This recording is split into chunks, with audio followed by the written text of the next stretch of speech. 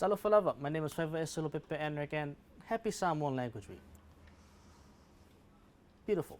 So the theme for this year's Samoan Language Week is Wha'awale fo launga I le va'au tautai, continue the voyage with competent wayfinders of the ocean. So I thought, how about we go through some basic phrases and sayings that people use in Samoan that you can use not only this week, but in the future. Most people know talofa, that's hello, and a lot of people know o amai ue, that's how are you. So I thought, let's mix it up.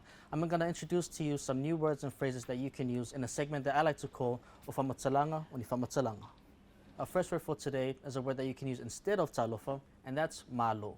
Now, malo is a more informal way of greeting someone. You would use this with people that you're more familiar with, such as your family, your friends, your co-workers, and that one guy that you don't really like, but in situations where talofa is just a bit too formal. It's kind of like saying sup in English, and that's malo, sup, or an informal way of saying hello.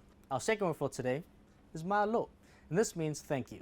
Malo is a more informal way of saying thank you. Instead of saying thank you, it's like, shop, bro. Malo.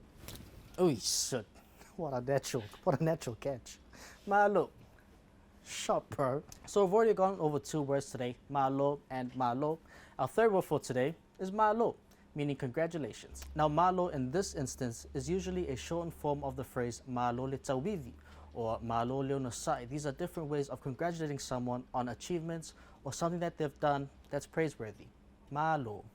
Our fourth word for today, you might have already guessed it, it's malo. This time, it means victory. Like when someone asks you, hey, did you watch the game on Saturday?